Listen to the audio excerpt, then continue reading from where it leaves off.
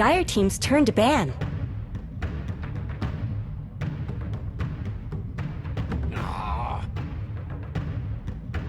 Radiant team's turn to pick.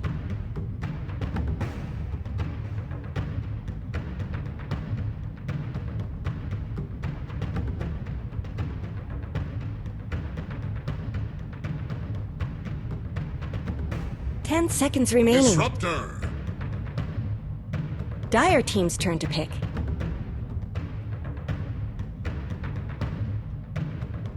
Keeper of the light. Brewmaster. Radiant team's turn to pick.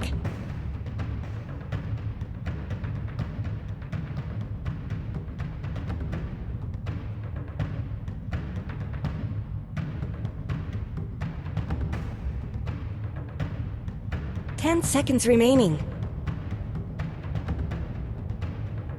5 seconds remaining. Reserve time.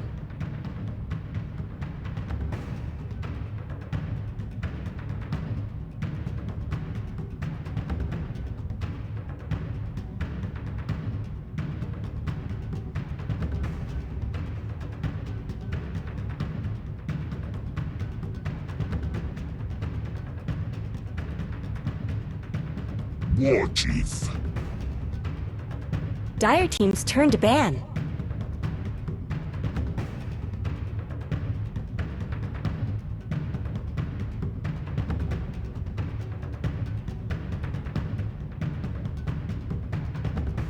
Obviously, Geek fam have a 10 lot to seconds boast on remaining. that front as well, so I'm really excited to see this matchup in particular. Obviously, these guys seconds have remaining. some extended histories, have just a lot of interactions, and probably a lot of scrim time as well. Reserve time. And I think it's just going to be pretty interesting. TNC is always a fun team to watch. Whether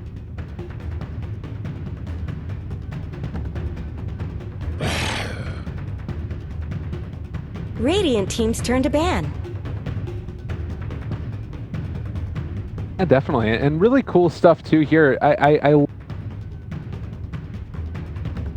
for a more international draft than you would normally expect. You take a look at what 10 happened in that seconds last game, remaining. for instance, and we didn't end up seeing Coddle picked or banned. Like, that would be 5 heresy in seconds almost any remaining. other region, but because it's Southeast Asia, it has its own meta, it ends up looking a little bit different. But TNC, they're going to go for the Coddle Brew that we've seen Dire teams team like banned. Liquid open with multiple times, and it's just a really hard dual lane to go against, I feel like. Pretty cool stuff. yeah, I mean, it does make Radiant it so team that ban. it's also hard to select your carry particularly well because you have to worry about the Drunken Haze factor, whether they're going to be getting MKB early enough. Bloodthorn's okay as well, and then of course finally you have to maybe just get a Dispel factor to try to deal with both Blinding Light and Drunken Haze. I've seen these 10 kind of triple seconds mist remaining. strats actually work out really well here, whether you get a Solar Crust for the third hero or you actually have like a 5 PA seconds for remaining. evasion components. But I actually think that it's a lot of value early on. Later it can be countered by items, but early game You're using up your you reserve can't time. hit anything physically. Right. Well, and then there's also, it sort of opens up the avenue as well for an Invoker if they want to. You all remember how that ended up looking at Star Ladder with the Alacrity Earth Spirit Panda. Oh yeah, siege mode. Exactly. Activate. And I remember when we were watching this game, a lot of people were saying it's cool, but you have to be able to get to the point where you're Dire sieging team's high turn to ground, pick. which allows that to happen. So it might not end up being something that you can Radiant pick every team's single turn to time. You have to be able to make it work within the context of a draft. And for now, they're just going to go for the CM. So maximum mana for everybody involved here in TNC Pro Team. Yeah, Brewmaster is an extremely mana dependent hero, so getting 10 seconds remaining. addition, I do think that there's a lot of value in the pick. The 5 two seconds weaknesses remaining. of Brewmaster is really mana and mobility. As he gets certain items, he's going to be able to deal with that pretty well. But right now, just by Dire default, team's clearing turn out to the mana issues, allowing him to spam, and getting that Invoker as well. Radiant They've got the team's turn to Alacrity, pick. they've got the potential to control their lanes really well, and they've got just a good power curve. Right now, Crystal Maiden and Brewmaster can be very strong early on, a spike when they get their ultimates, and then Invoker can kind of carry the mid to late game. So I'm already feeling very 10 confident seconds about this draft. I remaining. think they've got a lot to work with here, but let's talk about Geek Fam 5 as seconds well, as far left. as like the Don't Disruptor freeze Centaur. up. This enables a lot of good potential team fights, getting in good positions, and Reserve punishing bad time. positioning is something that both these heroes are very strong at. And then obviously just being able to have the follow-up they need in a Juggernaut, a very probably one of the most common picks you'll see in SEA Dota across all the patches. Like, even Juggernaut was a bad hero. You still got to see mid-Juggernaut and various forms of Juggernaut just because it worked. But this is going to be an interesting pickup here. Is just a 4-position Sand King. I mean, yeah, it's not the most common thing these days, but certainly more common than a 4-position Centaur War Runner. So excited to see what the Sand King can do. A lot of magical burst damage. Particularly good against the Cuddle. Used to be really good against the Crystal Maiden, but now you can Frostbite the Burrow Strike, and he's kind of a locked-in position. So we'll have to see if that ends up getting them a couple kills against him. For right now, he's still a very potent hero if you can get off to the right start, and I'll be keeping an eye on his laning stage in particular. If he gets his farm from the jungle, if he's able to make some good gank rotations. The blink timing for both Centaur and Sand King is going to be pretty crucial here.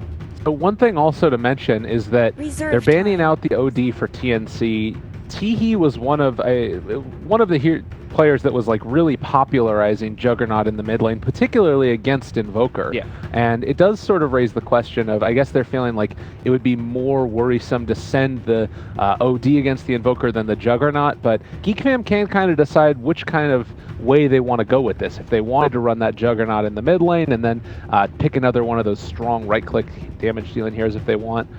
But it still feels to me like at least the Juggernaut there, you've got the right-click available. TNC, they have that ability to break high ground that we've talked about later on with the Brewmaster Invoker combo. What do you think that both of these teams still need in their draft at this point?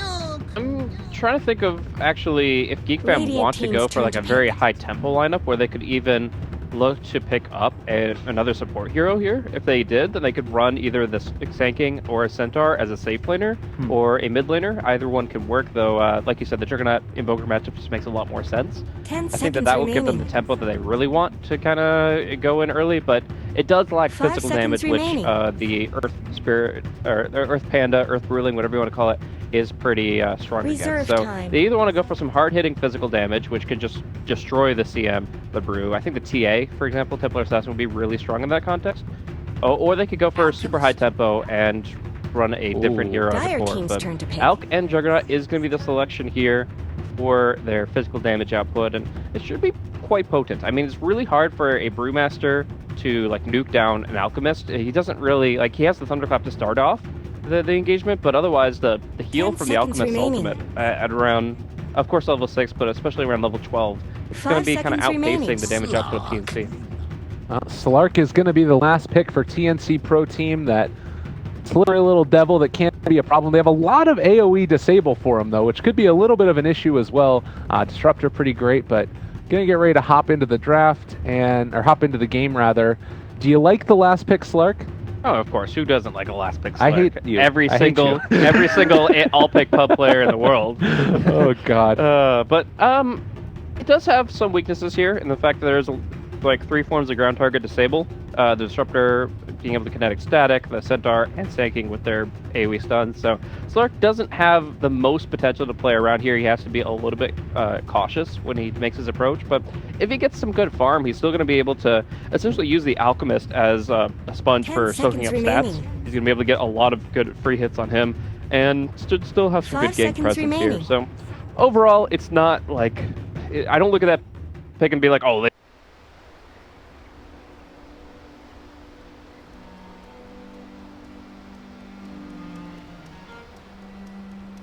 Prepare for battle. Early smoke TP play. Raven scouting out some ward action here, but although I haven't seen Raven play Slark very recently, I think that he has shown that he can play the hero really well at certain times, and he just really has to be wary of whether or not he needs to go for a BKB. If he goes like BKB third item, I actually think that they can take almost any fight, but you have to be a little bit worried about like if he gets caught out too many times by those AoEs.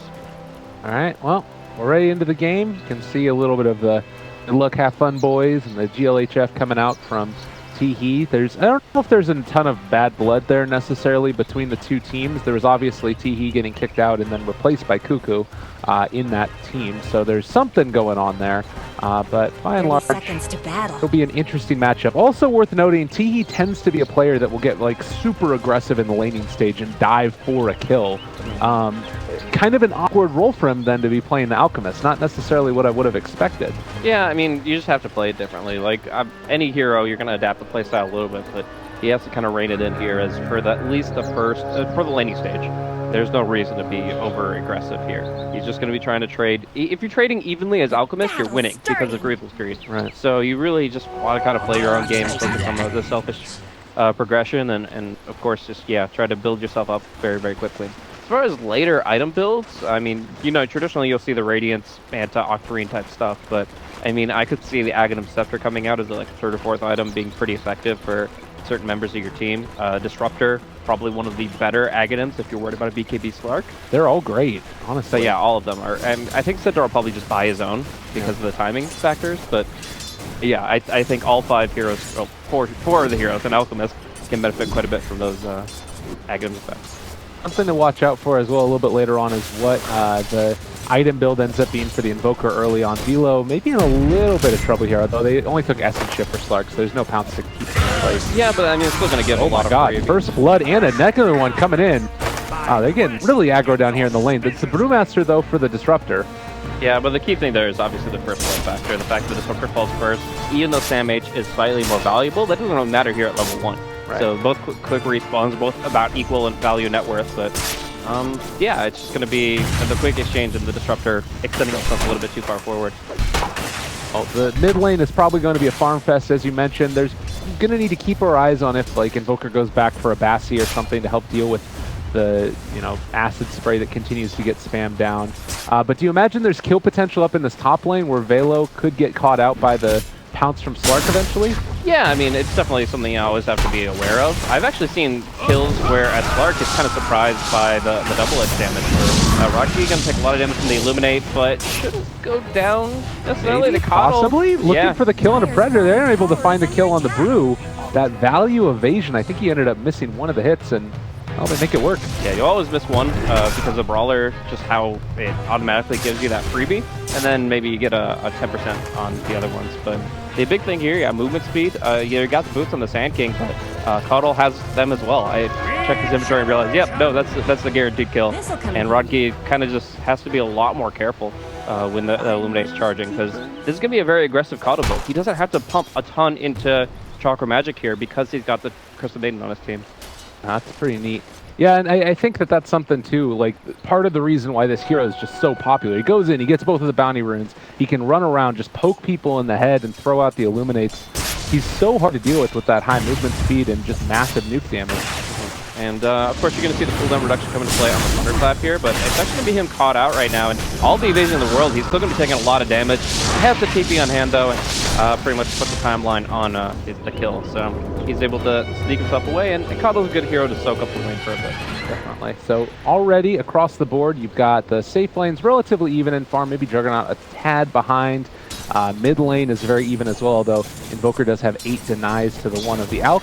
And then both off lanes. They're going for it up top. Velo will be caught by the pounce at least, but we'll see the Frostbite follow-up. And it's just going to be, again, more stats stolen, but the Sunstrike might change the equation. Dodge, but, well, he still ends up going down. He's running in circles there for a little while.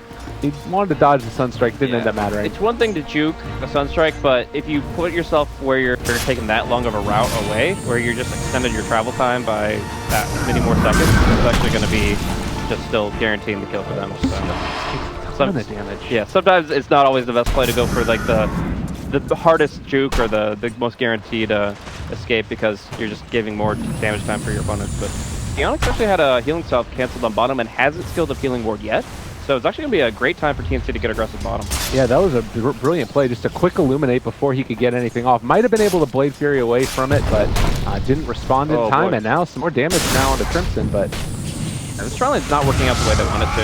And actually, he's not being able to into Illuminate necessarily. Crimson will get clipped by it, but Sam H is actually going to be the one going...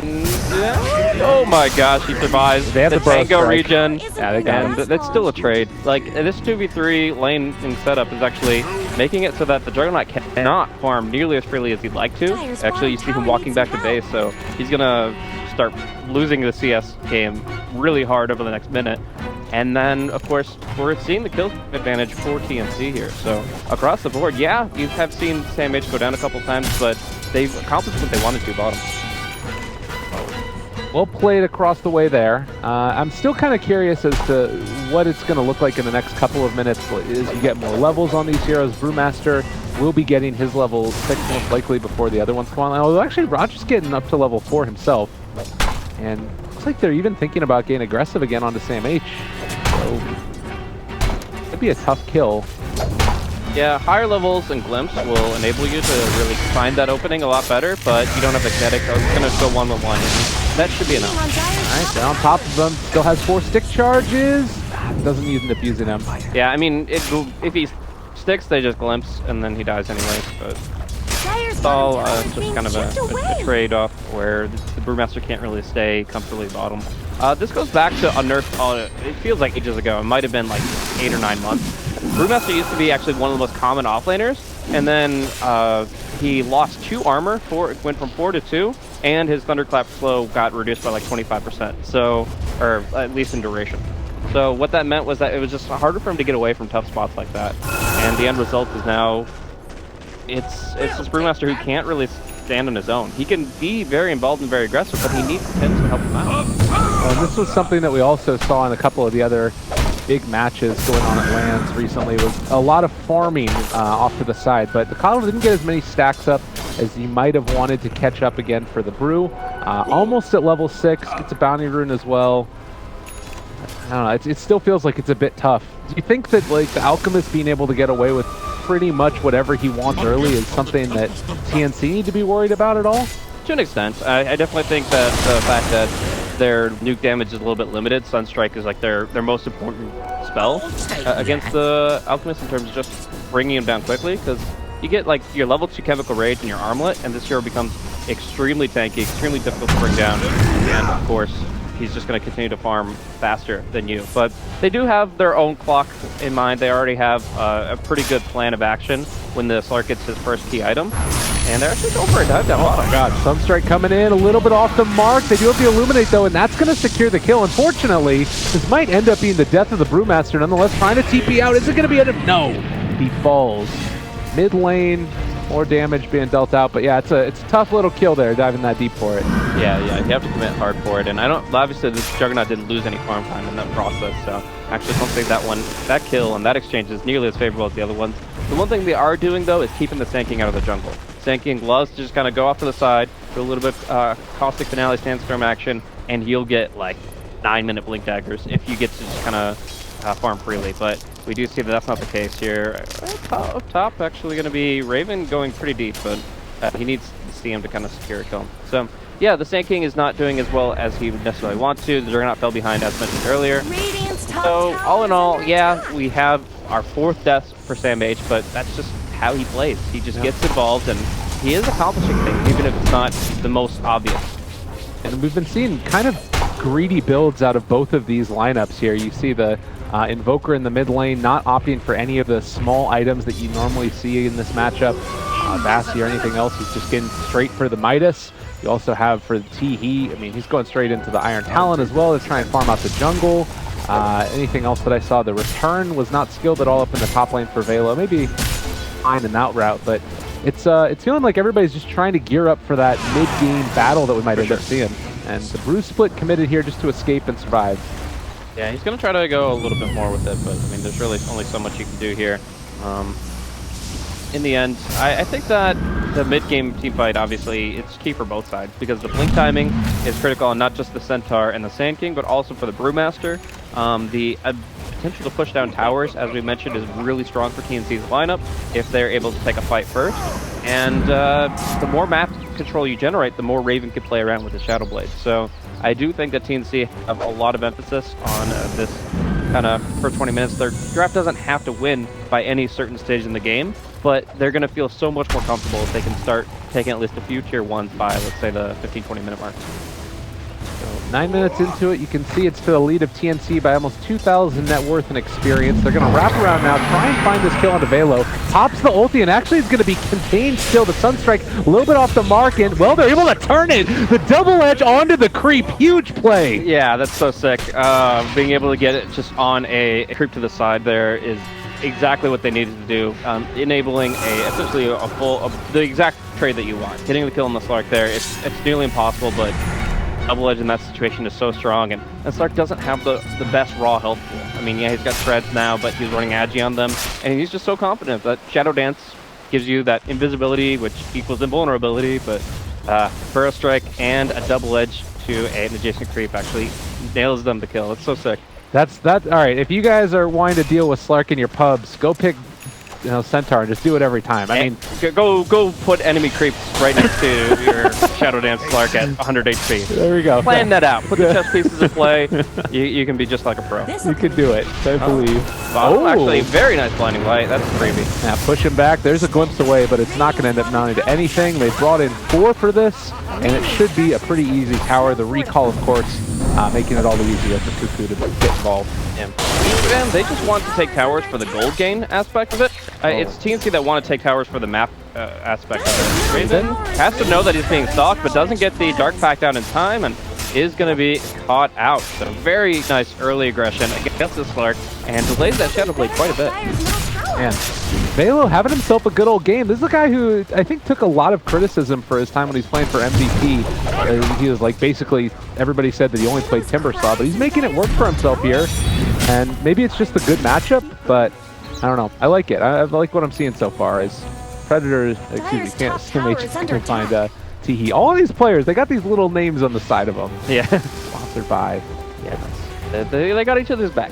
That's the important thing. But yeah, I think they're just really kind of showcasing very effectively how vulnerable a hero like Slark can be. And this guy has right now 880 health. He self-impacts himself with Dark Pact very frequently, so...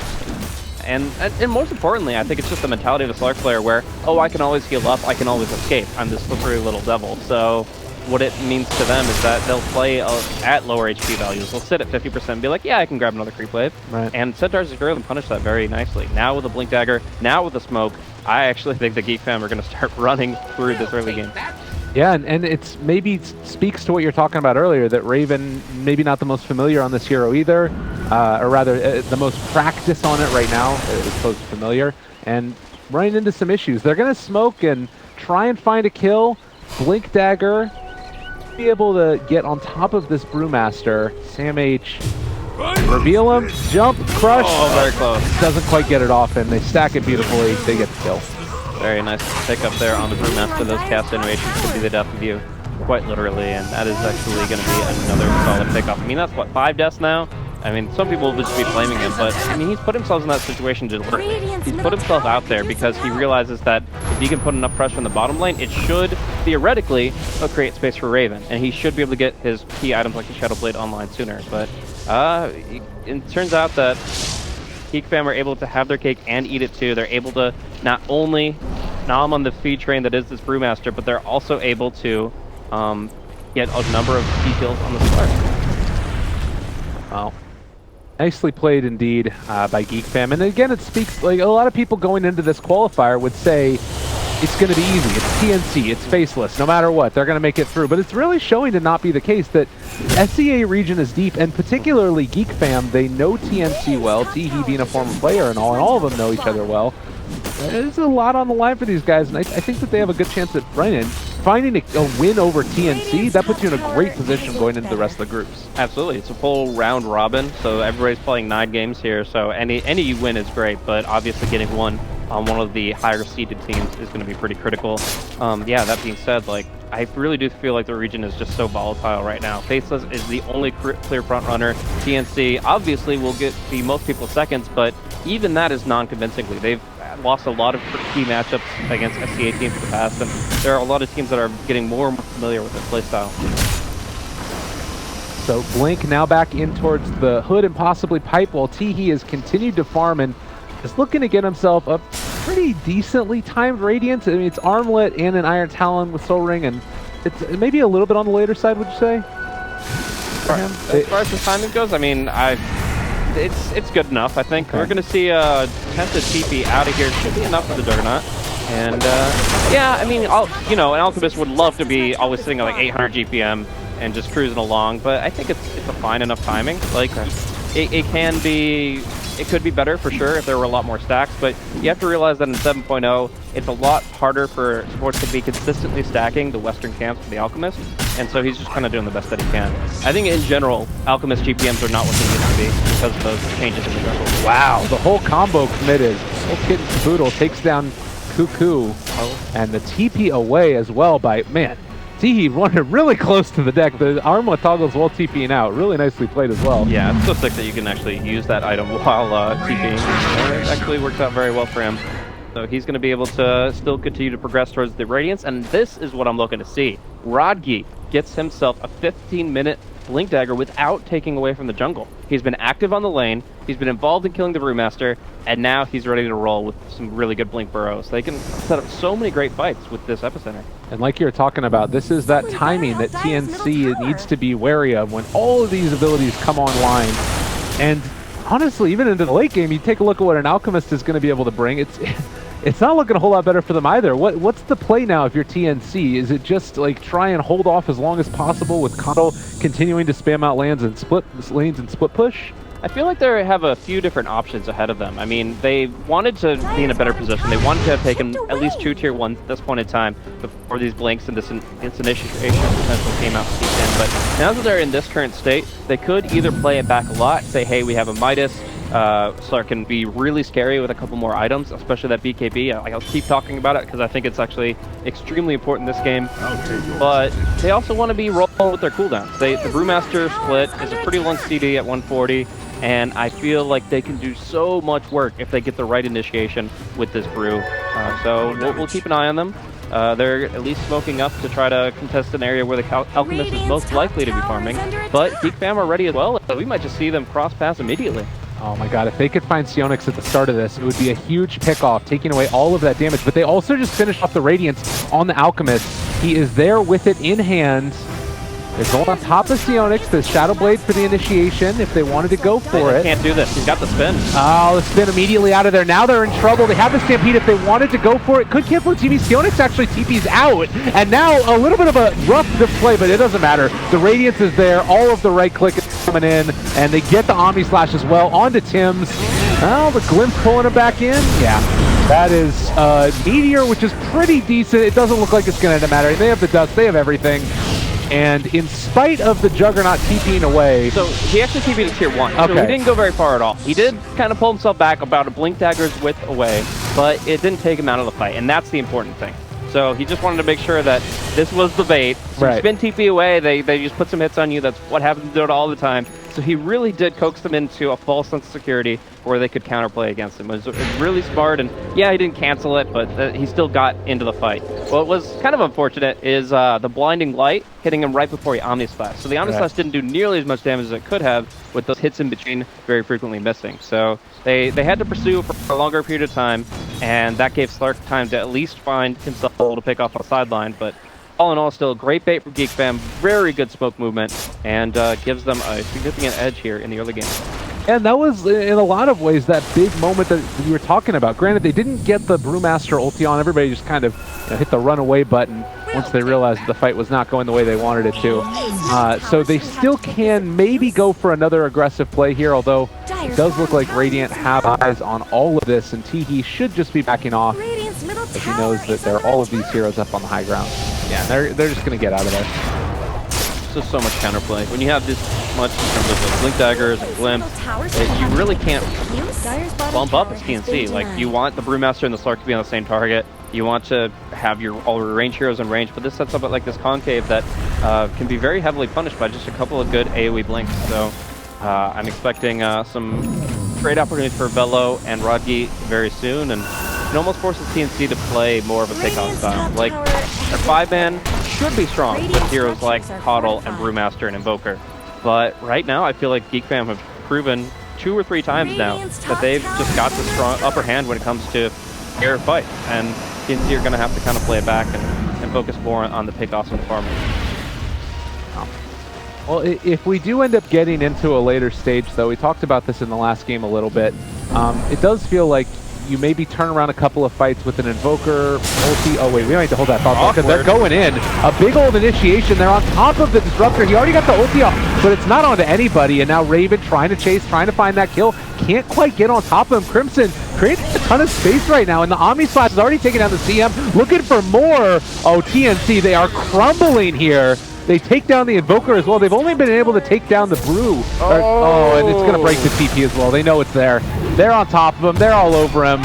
And another kill going the way of Geek Fam. They are not going to be denied. Yeah, and that's with a critical whiff on the kinetic static combo from Disruptor. He had it on the Slark, but he's just fast enough that Slark is able to slip through it. And the end result is still massive for Geek Fam. Counter initiation is the name of the game for them. They're able to allow TNC to make the first move and then just punish it because these heroes are so good at it. I mean, Sand King and Centaur, for just over and over, if you can't guarantee lockdown on a certain hero and just kill them quickly enough, it's going to be Geek Fam to run over every fight. And now you have that situation where Slark is going back for a BKB here, but it's going to be so much less potent than it might have been had he been able to snowball into a couple of kills. Because, I mean, thinking about it, he can probably kill off the Disruptor solo if he's completely alone, but honestly, I'm not sure if it's true anymore. Like, they've been able to build into an urn for him a little bit of that extra survivability. All of these heroes are so tanky. It's feeling tough. It's feeling really, really tough. I mean, if Raven knows that he's completely alone and doesn't have to play scared, he can still always solo pick off a support, but, you know, that means Disruptor has more time to build up a Glimmer or a Ghost. Either one will allow him to stay alive. And I think just more importantly, like, if the BKB was finished now, he'd be so much scarier than in a few more minutes when we see just Geek Fam get all these superior item pickups. I mean, the Aghanim Scepter is going to be up for Centaur pretty soon, and that's going to make it hard for the picks to come through. I mean, you just get a global 60% mitigation at any point you want. It's devastating. Yeah, definitely. And now moving into Roshan as well. Alchemist very much the leader in net worth, and you can see that across the board it's a very significant lead for them. I will mention that we have the Aghanim Scepter done for the Coddle, and they've been able to shut down the Vision at least a little bit on the side of Geek Fam, although still a couple wards in mid that are freshly placed. Those will hopefully go down around the next daytime cycle. Yeah, Tim's is really like the shining hope for the team just because he's actually gotten the most out of the map in general. Like, you look at kills, he's leading 4-3. Net worth, he's third position, 2,300 ahead of his off-laning core, the Brewmaster. Yeah. So yeah, he's been playing farm mode, and he's just been happily building himself up. Got the gem, the Aghanim Scepter, and is rapidly approaching Blink Dagger. I think they have to play around the daytime factor. I mean, yeah, nighttime gives Slark the 1800 vision, but the Coddle vision of 1800 clear is going to be still superior. So they definitely want to play around the daytime, nighttime component, and they just have to stop Geek Fam from getting the opportunity to spread the map so much. Cuckoo here also going to, I'm assuming, be trying to cut the creep wave. He might actually get a courier kill. What? Yeah. All right. Freebie. Why not? Let's do it. Courier goes down, and trying to TP out. Is he going to be able to get out of there? Yeah, it looks like it does happen. Courier was the Manta-style recipe as well. Yeah, for the Alchemist, that's much more important. If it's just like the Juggernaut, it's like, okay, that's a slight difference, but for the Alchemist, he could definitely spread his Radiance very effectively with it, and you have to be concerned. So, no, in this position, it does look like it is going to be Geek Fam kind of having to hold back a little bit, losing on that item pickup, and we're going to be seeing Psionics try to spin away. Didn't TP immediately for some reason, and just relying on the Stampede to try to get him out. This is a very awkward situation now. Lifted up, they're trying to get in here to turn the fight, but the CM ulti is already out, and TNC, they're actually going to be able to turn this completely around. They get the Deafening Blast in the midst of the stun, but there's the epicenter to turn it. They're on top of him. So much damage. Raven thinking about going back in. Alacrity wears off, but Crimson is going to fall from that one.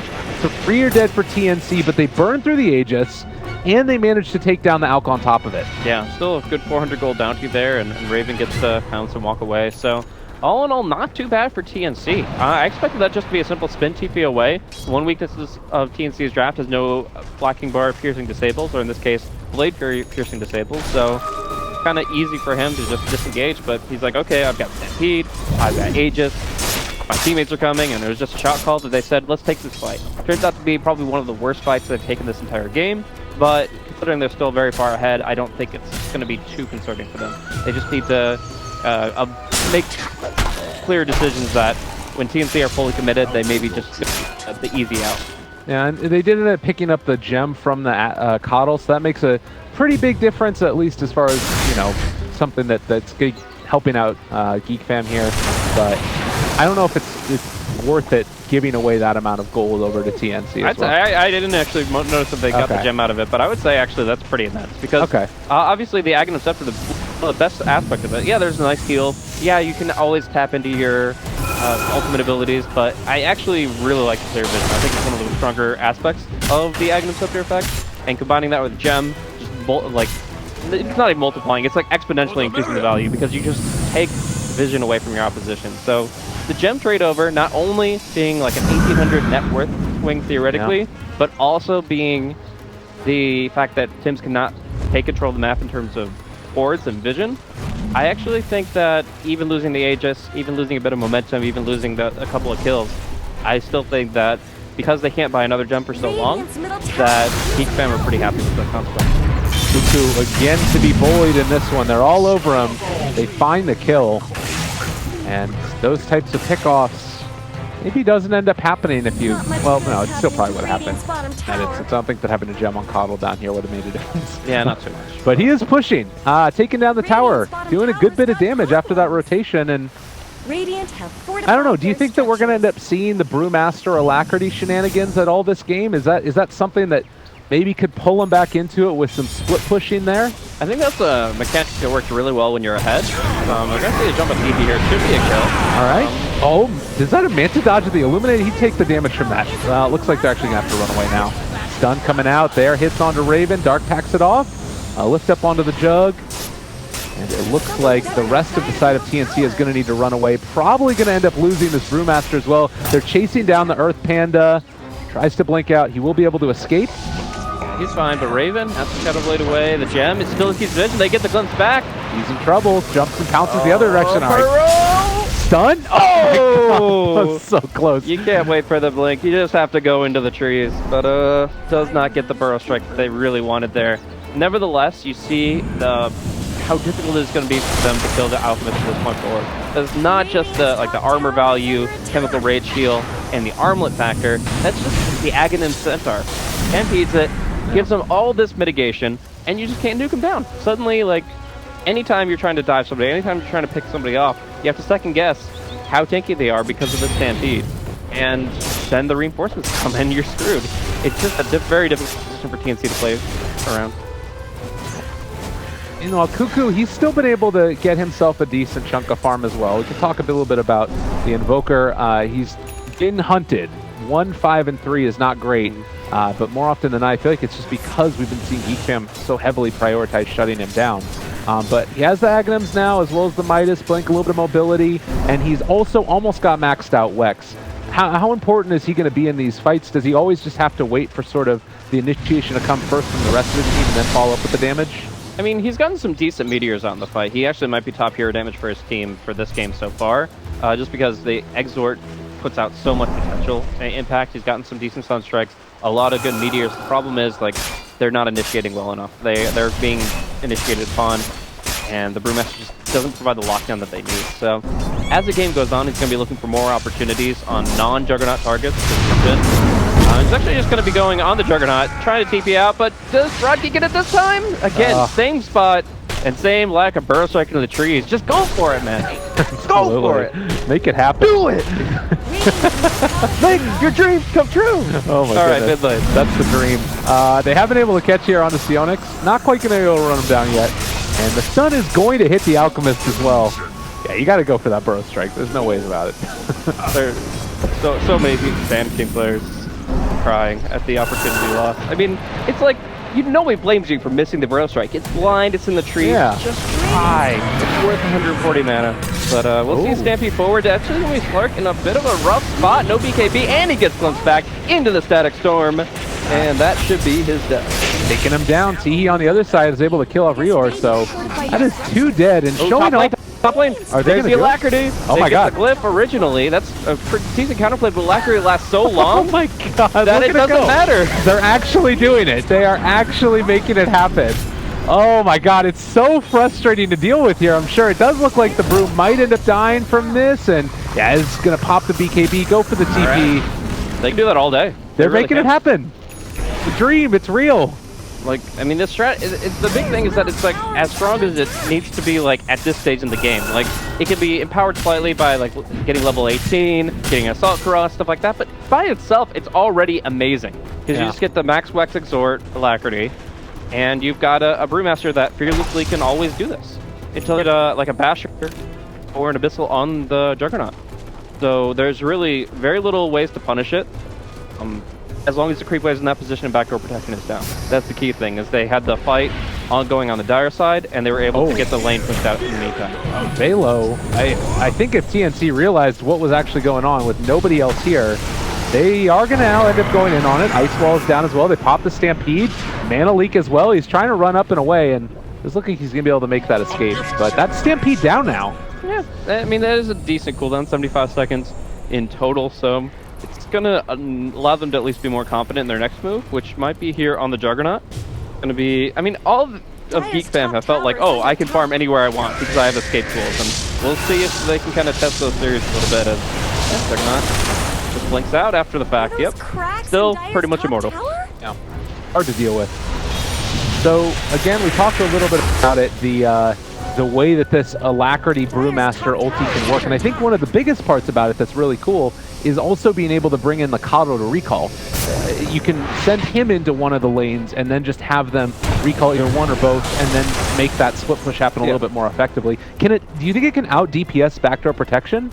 I mean, it can, but it's only going to be worth that risk if the tower's already very low. So. Okay. Yeah, I definitely think it can out DPS backdoor protection, but you're only going to get so much damage out of it in the duration of an Alacrity. And then also, if the Fortified's up, going against backdoor protection is useless, because you pop the glyph, like the tower gets down to 1 HP, you hit the glyph and it just heals right back up to full. Right. So you have to be kind of very aware of the mechanics in this rat play, but there are ways to make it work, though. You just have to play around it. Okay. So, but I don't know how many times they can do that without Geek fam just being very aware of what the intentions are for TNC, and actually going to be CM down middle, down dead. So what do you do against it then? That's the thing that I felt like about the strat when I first saw it was, okay, you understand that they're going to do it, but how do you stop it? Faster Abyssal, I think, is the main thing here. I mean, you can get that on the Alchemist and on the Juggernaut. It's an old build of the Alchemist, but I think it's pretty worthwhile. I'm almost there. But yeah, I feel like eventually you're just going to be aware that you can just keep the creep waves pushed out, and if it's ever not pushed out, then you know exactly what they're going to be doing. Like, you just have to be kind of cognizant of it. It's like countering nature's prophet. You just have to be there, you have to be ready to fight.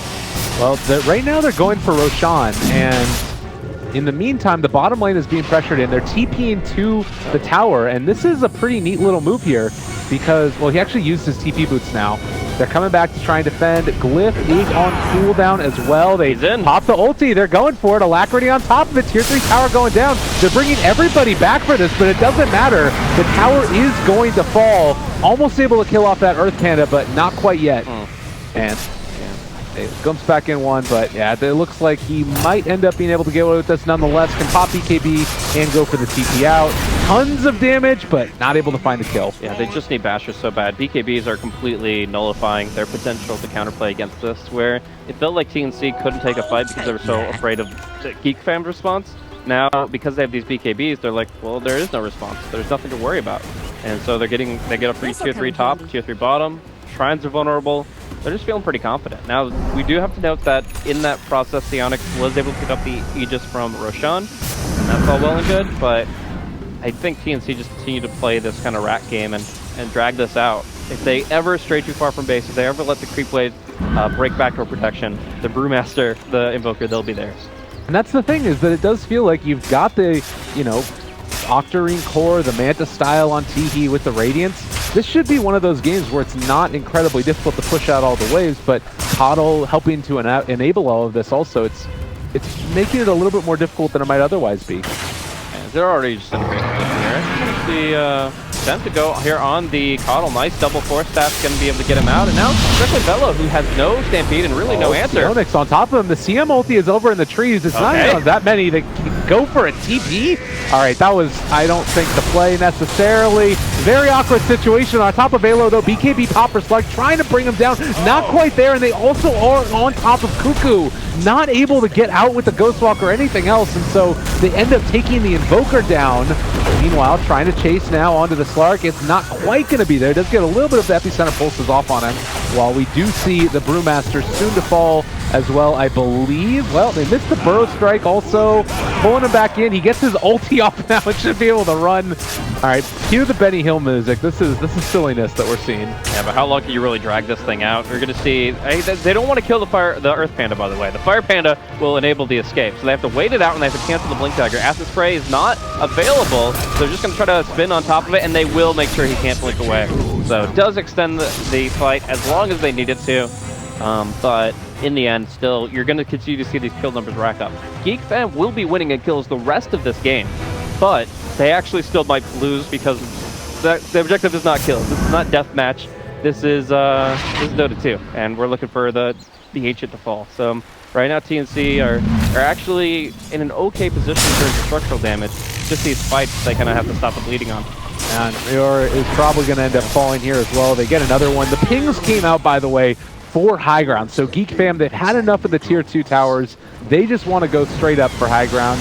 Secure maybe the shrine taking as well for themselves. Definitely left a little bit off the mark there, but the Aegis still should be up for a couple more minutes here, so they definitely want to commit and at least use the Aegis to its full effect. Raven cutting creep waves as well. Yeah, the Coddle burns out all but deep siege creep, and this hero siege creep is going to have to do a lot.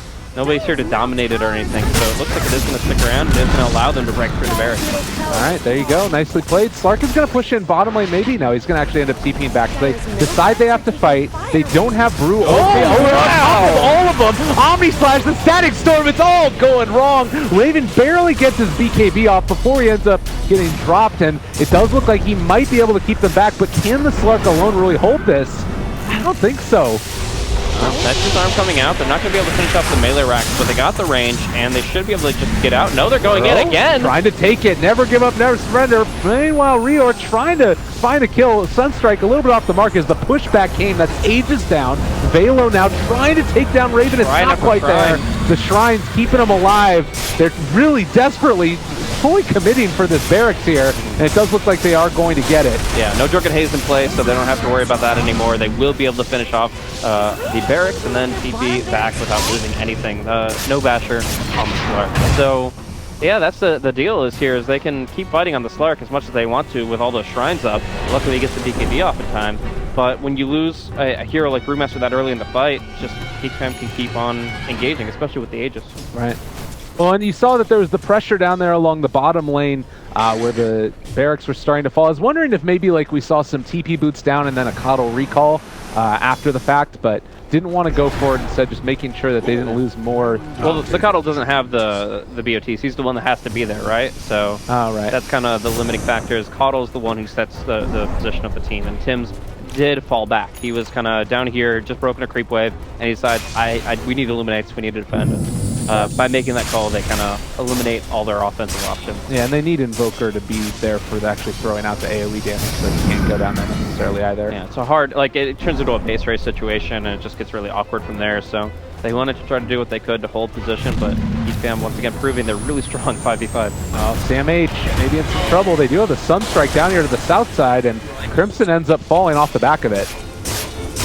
Nice little combination there. Secures them a kill, and now maybe it's TNC the ones to get aggressive. They'll get to tier 2, but I don't think much more than that. What if they like do one lane with the Brewmaster Invoker while they're pressuring the other lane with the Slark and everything else? I think this is pretty sick. Yeah, and maybe that just, I mean, if you move the creep waves in towards mid, that could be the avenue to make it happen.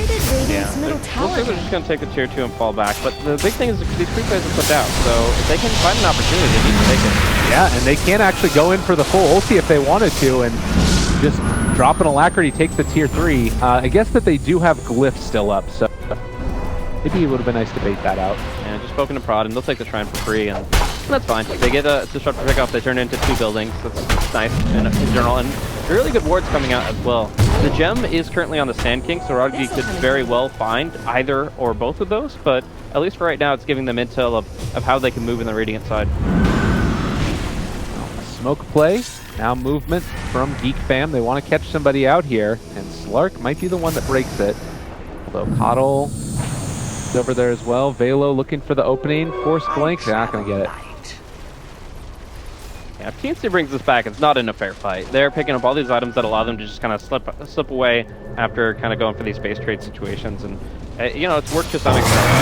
But, actually going to go through! Oh my god, got him! That's going to be 1 down. Gem as well on the floor. They find the CM, so that's 2 out of there. Geek Fam, in spite of the shenanigans that were coming out, they're able to make it work, and now Invoker claims the best of his abilities, while the Brewmaster pushes bottom. He could bots for this.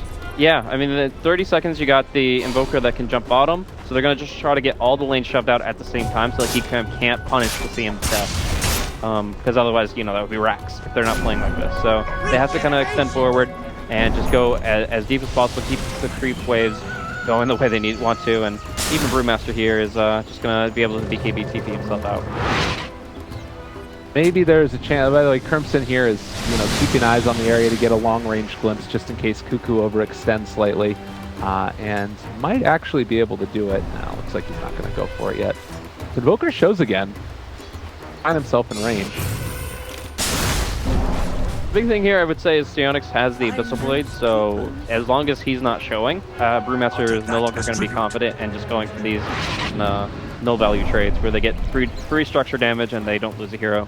These BKBs are no longer the free escape tools that they used to be. That's the most important progression for Radiant as a whole. Got it. Alchemist continuing to just be a monster. Let's have the Shivas, the Manta, BKB at this point. I mean, has he purchased any Aghanim Scepters yet? No, not yet. But like we said, there are so many really good Aghanims. Juggernaut Aghanims most people don't think of because the hero will never buy it in his own inventory. Right. But if he has 6 item slots, a Moonshot, and an Aghanim Scepter, he actually is easily in the top, like, 6 carries of the game. Yeah. Like, he can scale so hard when he gets that many bounces on Omni Slash and can get all that attack speed in between. All right. They are going to be able to end up getting a short range stun. Trying to burn through this. Bottom lane is still going to be pushing in here. You've got the Forged Spirits as well from the Invoker to keep the pressure on. So eventually Geek Fam are going to need to react to this. And it looks like they're actually going to TP the Invoker down towards bottom as well. So he can get recalled by Coddle still to be back in the fight. But this is going to be a nice little bit of pressure applied. And yeah, they force back 2 of Geek Fam, and that's going to stop the pushing at the track. Game of cat and mouse here, but in between these 2 bases that they go back and forth on is going to be the Roshan spawning here in just a couple seconds. Connect Field does not see it, but when they there's no way that TNC really can go in and just break that down without Sam being completely aware of the situation. Not sure why they pressed R there, but I'm sure it was something important. It's always important to press R. Well gotten. It's a good ability. There's no time you don't want to be stampeding around, up and buffing. I guess Mufasa might have something to say about that. But. Oh no, too soon. All right, Disruptor gets his Aghanim's ulti. He's gonna have it now, and the buyback status there. Invoker has it, Coddle has it, and Juggernaut has it. Looking to take this fight. Oh my god, if they get caught by an Ag's ulti right here, this would be disastrous. And no, he's on top of the Disruptor. They managed to burn through him before he can get anything off, and now looking for more. The Burrow Strike only connects onto 1, but they have been able to control the Brewmaster. For the moment, he doesn't get the ulti off. No buyback for him, so he can't get back into this fight. And, well, the meatball dropped. It's not really doing a whole heck of a lot. They have been able to kill up Sionix, though. That's 1,000 gold to Tim's. Geek Fam trying to find it. The Burrow Strike might be able to be enough. They're trying to kill him off. Doesn't look like Cuckoo's going to be able to escape, but Raven has just been a monster. 40 stacks right now of Essence Shift, and it's only going to keep going up. Oh boy. 4 dead, and the Burrow looked good, but it was not enough at the end of the day. It was at the exact same time that the Illuminate came through and healed up all of TNC in the process. So really good Burrow. Should have been what was needed to cinch the last couple of kills there, at least 2 out of the 3, but the Illuminate heal, and suddenly Geek Fam actually lose the first fight in maybe the entire game. Yeah. That is disastrous, and I mean, it's still a situation where they've got a 15,000 net worth, almost 10,000 experience, but now paving the way for Roshan. Like, it's not going to be hard for Raven to do. He's got 44 agi from this. Oh, excuse me, 44 stack. Oh, yeah. So 132 agi. Oh my god, I hate this hero so much, but he is terrifying. Yeah, and I mean, the BKBs have been just the most critical thing for this game because there are so few spells that actually take effect on the side of Geek Fam during the time that Invoker and Brewmaster and Slark are all BKB'd. And I think even put some bait in if you have one shortly, if you have one quick buy, but no matter the case, with those 3 BKBs in play, almost all of Geek Fam's spells are completely useless. Like Tanking, Disruptor, and everything but Stampede from the center are all completely useless. Okay, there's a movement speed flow at the center, but come on. Yeah, it's not necessarily what you're hoping for at this point in time in the game. And now Sam H going back afterwards for the AC, I do believe. And this is the scary part. Like you talked about it, the Abyssal Blade is there to try and control the Brewmaster so he can't get all of the damage off. But if you're using your Abyssal on an Earth Panda Brewling, like that, it's so much gold invested in the item that's not being used to actually kill off heroes as well.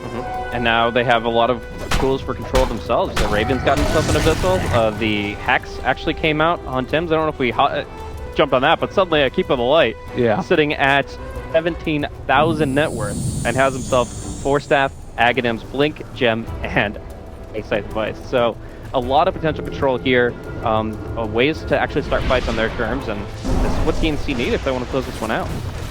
A little play there. Went to the TP boots to the top lane to pressure it, and then immediately going to get recalled after the Tornado and Forge Spirit. So all of the lanes pushing now, and Coddle can do one last spam here. Should ensure that they are able to pressure bottom freely. I think they can just open with this Earth Spirit play. Like, it's a really good mechanic for when you're ahead in the game, because you can always follow it up with just a good fight if they commit too heavily to it. Yeah. Oh, and actually the Alchemist isn't here either. So maybe a bit of a scary position to be in. He'll always be just a click away though with the BOT level 2. Maybe just waiting also for the next daytime could be the play. All right, no, they're just going to go in. Sam H is there. They're hitting. They got the Alacrity. They lift up as well on the Juggernaut. And, well, maybe this is a little bit of a scary time. The right click's coming through, and they get the Abyssal. He's not going to be able to take down these barracks off the back of this. Yeah, but they still committed so much to it. They got the glyph out of it. They got almost half the barracks. Yeah, it's like an 80-second cooldown. They can rinse and repeat. It takes a while, but they'll do it again. Up top, though, Raven ends up getting a little bit too far forward. Not sure about that one. Oh my god, and now, well, the Hex is down there on the Centaur, but they need to get out. This could actually end up terribly for them. Geek Fam in a decent position, and might even be able to get the Burrow Strike out on top of Sam H to bring him back in. He had no TP, it's in his backpack. He's actually going to swap over to the Cheese, try to blink out, but we've seen them cancel it multiple times. They will do so again with the Sandstorm, and that's going to be the death of the Brewmaster. And Poker forced to just BKB and TP out, so from bad to worse. So they don't end up getting the melee barracks. They lose Slark in the top lane, and then they end up also losing the Brewmaster a second time there. Yeah, I feel like Raven was just trying to go for something a little cheeky. Thought, okay, well, they have so much focus on the bottom lane, they're not going to be really scouting out, getting good detection up top, and he just gets caught off guard, and it doesn't even get to cast anything. Like, no BKB came out, just completely shut down, and Disruptor just has a lot of counterplay potential right now. I guess that this is one of the things. You have a very farmed Coddle, but that also, he's the third most farmed hero on your team, but that also means you have a third most farmed hero on your team that's Coddle. Yeah. Like, it's not the Brewmaster. It's not these other heroes that actually are meant to go into the crazy late game, and he provides a ton of utility, but what's sort of the backbone there? It's this Slark that if he gets picked off. And I mean, I'm not even sure what items would enable the Brewmaster to do that much more. Of course, he'll want the Assault Cross, and then he wants level 25 to get the armor on his Brewling. But that's about it. Now, Sand King running away a little piggy. He's going to get caught now and tries his BKB to get out of there. He's actually fine. Oh, Sunstrike? Already been used, I assume? Yeah, I believe so. In either case, he's distracted up top where, yeah, they're just going to be able to close in really hard. Tornado a little bit off the mark. Teehee, he's on top of Cuckoo right now, tops the Shrine, so he's going to have that for the rest of the engagement. The Sheep Stick is available. Bottom lane. Earth Spirit going in. They're trying to make it happen. Not sure if it's going to be enough, though. Raven on top of that Juggernaut. He's spinning, but he should end up falling to this one if they can manage to string it together. He pops his BKB as well. Cuckoo pops his. The Deafening Blast, again, not the greatest in the world. Bottom lane is still pushing, and they're able to take down the melee barracks, trying to take out the mid-tier 3 as well. Fight is going to continue off to the side here as Disruptor dies. But that might be the extent of it. The Earth Spirit just takes the entire bottom lane. The Brewmaster's is able to clean it up, no problem at all. And in their retreat, Geek Fam lose out of top as well. Sure, they take the melee racks in the top lane, and they still have that mid lane gone, but this is a real edge for TNC, with the Brewmaster just being able to do whatever he wants with this Earth Panda. Well, buyback status is still there for the Centaur if he wants to get into this.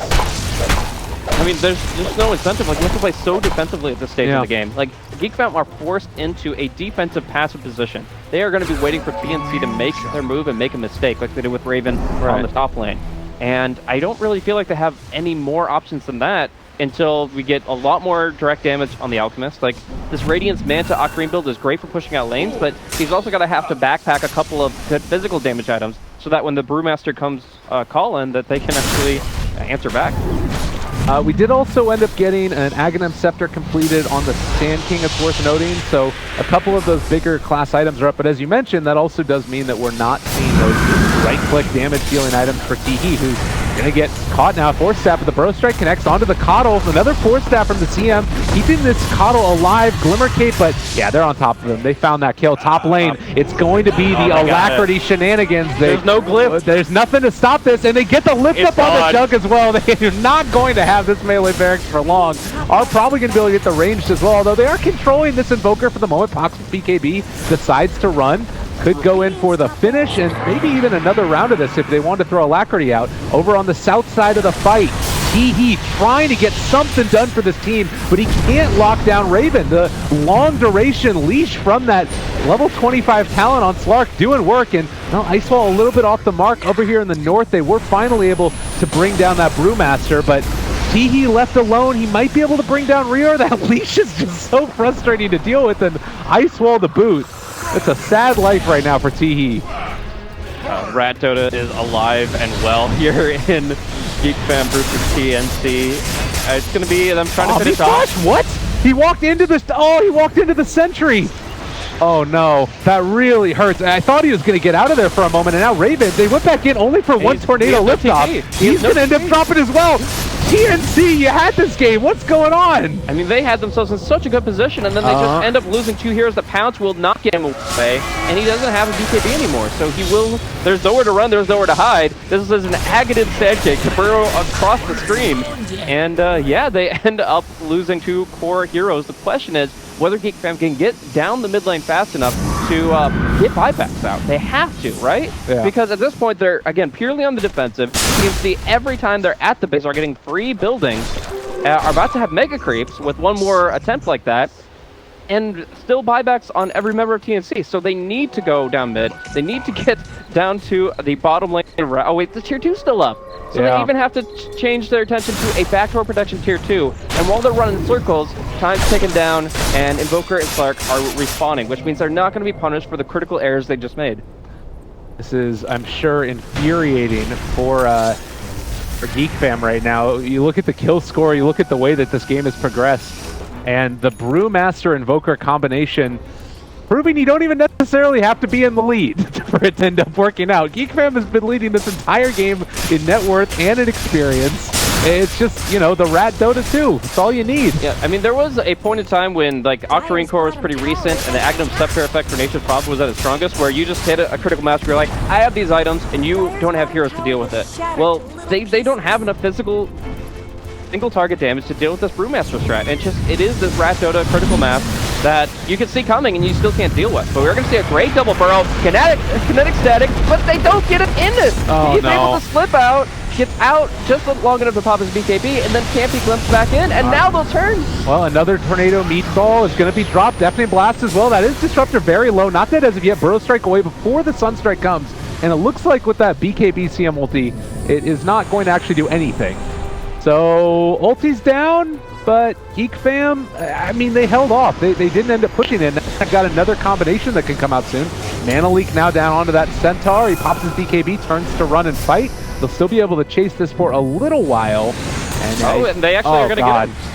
He didn't TP right away. I guess that it was either coming out of his backpack or something. Either way. He gets the pistol either way. So he is guaranteed dead at that point. They have to fight it now. They'll try for a good stun combo, but... Oh, he blinks out actually, but this is also going to be the Alchemist in some trouble. And, well, maybe going to end up falling here on the south side. Velo's still out. Omni, well, it's going to be used now onto Raven, but it's not sure if it's going to be enough. They do take down one almost. No! Cuckoo, he's away on nothing. He ends up dying in the acid spray. The stun, Velo, who should have been dead a long time ago, possibly going to bring down Raven. They get the stun. The vision is going to be there as well. Triple kill. They all have buyback. And there's going to be Crystal Maiden trying to run away on the northeastern front. He's actually able to juke it out well enough with the Glimmer Cape, and the fact that Sand King doesn't have detection. But now, the buybacks that they weren't able to force out earlier are coming out, and it should be both Slark and Invoker here. So while they had 4 buybacks, they should be down to 2, and we'll see how this secondary fight breaks down. 54 minutes in the game, the definition of back and forth, and possibly going to be able to finish this one off in short order. Another Tornado, a little bit off the mark there. Nice force staff play by Velo. And with the buybacks, are you just comfortable taking it at that loss and say, we're going to... Yeah. I feel like it's so scary, though, because you have, like, still the possibility, even if you want to go and secure Roshan, that you can just backdoor and go in and take down the mid-tier 3 and get Mega'd. So the problem that they're in right now is the game right now feels like kills don't mean anything, right? Like they're in a position where they could absolutely double the kill score of their opponents, and it won't mean squat because their buildings just keep on dropping. But they did just force 2 buybacks. They're about to get Roshan, assuming that TNC don't just walk right in. And I think that's much more important than forcing the issue into the dire side. So if you could just control this pit area and focus on Rosh and focus on getting this bottom lane pushed out, because that's been a menace. If you can just keep your lanes pushed out and keep your focus on Roshan, that's going to be the key objective. And they now know that if they kill Slark or Invoker, they can't come back into the fight, and that might be enough for them to tip the scales and close this one out for good. The other thing that we got to keep in mind is that pretty much everybody on the Radiant is almost at that level 25, whereas TNC a little bit behind in terms of the experience that they've got. A couple of key ones we've already seen, the Slark leash definitely being a factor. But Cuckoo, is he going to be the first one that they find? They instead, off the side, they cancel the TP of Cuckoo. And the Tornado going to lift up onto one. Tim's is already down. The chase is going to go through now. And Sam H pops his BKB already. Hasn't gone in. The CM ulti, not sure if it's going to be enough. And, well, it looks like off the back of this Teehee in some trouble. Maybe he's getting the regen. The Static Storm Disruptor is not really doing that much either. Omni Slash now down, going to be able to connect onto Raven, but it's still not bringing him low enough. So nobody dead as of yet. The Burst Strike through, trying to kill off Raven. There's 4 around him. Definitely blasting the pushback. The Blinding Light making a good work of all of it. They buy back on the Disruptor. He needs to get back into the spray. Raji trying to run away. TD out of mana, and now Raven's on top from Raven. A ton of Essence Shift about to be into his pocket. They do have buyback on the Alchemist, but this should secure them Roshan. Absolutely. It may be the second heat of the group stage, but both these teams are playing like it's the grand final here, and we do see that Raven is able to really take advantage of what his hero is capable of, which is just staying alive through the fights and continuing to build up Essence Shift as the team fights go on. Now they force the buyback out of the Disruptor, and it's just put them in this really awkward spot. We even have an Alchemist who bought Negative Scepter, and then like he didn't even have time to throw it onto somebody. He's just letting it sit in his backpack. So when Juggernaut gets that, he'll be very scary. But right now, it's TNC who take the fight. They take the Aegis, and I'm sure there's cheese, on the Brewmaster now. So considering we're probably going to see another round of the, Earth Panda hitting the tower with alacrity, is this a team from Geek Fam that can hold off against Mega Creeps if they do happen to lose it at that point? They definitely can, but it limits their options. Because they've already been dealing with creep waves constantly pushing against them. Tim's has been really good about that, and it's just going to make the situation worse, that these Megas are so much tankier and are constantly auto-pushing. So in this position, they can hold, and they could make a Mega Creep comeback, but it makes it so much less likely because your options are limited, and the gold and experience that you gain from the waves is even less. So I guess the idea here is they pop the brew split and going to go in for it, is that they can't fully commit for this. If they lose a fight off the back of it, you might end up losing the game. even if you get Megas. They have to wipe the Alchemist. All right, stun there onto Raven. Sionix, they're trying to take him down and kill off this Brute Panda. Alacrity is back onto him again, the lift up from him, and the Burrow Strike now down onto Keeper of the Light. All of the heals coming in from these Illuminates. The Tornado is going to lift up the Sand King. Already, the melees are down, and TNC playing it safe. They don't get anything out of it. They're just backing out. Not a damn thing. It's going to be the melee Rex going down in mid. There's one building that cannot regenerate, and they're going for the fight. All right, Omni Splash there, though. It's going to maybe be able to bring down the Invoker. If they can find that kill, that's a huge one. 2 minutes, no Invoker. Disruptor ulti is down as well. Rior is dead. That's Jim on the ground. They have the Epicenter on top of Raven. They're on top of as well. Sionix, can they kill him off? They're still focused right here in the base. Sam H is trying to make it happen. It's not going to happen. Sionix, triple kill for him, and there is no buyback on the Invoker. Why did they go back in? They could have just walked away with that, waited for the Brew split again, and just walked over this game. And instead they commit. They think they've got an opportunity with the Tornado. They do it, and yet their 5-man is still weaker. Like, when it's a fair fight, no matter how long the fight can go, you just can't be certain about anything. We're going to see them jump on the Juggernaut here. Nice little Hex coming against him. He's going to be able to spin away, though, and Rodkey's got his back. Nice Yules. Focus on the Coddle. It's going to be a kill here. And now Raven is out of options. Has to BKB. And still, again, doesn't have a TP scroll. I mean, he has the Aegis. They might just burn through it right here, honestly. He's getting chased down. Burrow Strike dead. He's got Shadow Dance. He's got BKB. He doesn't have a TP, though. Yeah, that's the thing. Like, I mean, oh, no. They stunned him. The right clicks. He's coming through. He tries to pounce away. TNC, what have you done? He's thrown it all away. They didn't even get Megas off of it. That was the thing. It's like you fully, in quotation marks, commit for the barracks, but you don't even get the Mega Creeps. And then you go back in a second time, and now Rapier is on the deck. Geek fam have had enough. Well, it's time to party. We're talking about single target physical DPS. We got the best item in the game for that, boys. And yeah, it's a tough situation because, like, if you BKB Shadow Dance, there's nothing in this game that will stop you from TPing away. But he has to have at least a TP in his backpack so they can throw in the slot after Aegis, and the BKB should allow him to escape. But instead, he's made 2 critical errors, one that wasn't punished, but this one very well maybe, as they're going for the throne. Geek fam, in spite of all of the craziness. Radiant base, the Brewmaster will be able to take down the range rack that is Mega Creeps. But at what cost if this is going to be the game decider right here? 70 seconds, no Slark. They need to finish it off somehow. Maybe Invoker ends up TPing down there and tries to throw the Alacrity on, but not sure if it's going to end up being enough. They're hitting away. Hex now onto the Alchemist. Brewmaster, he is not going to be able to nuke damage in the bottom lane, and they have their eyes on the prize. BKB is popped.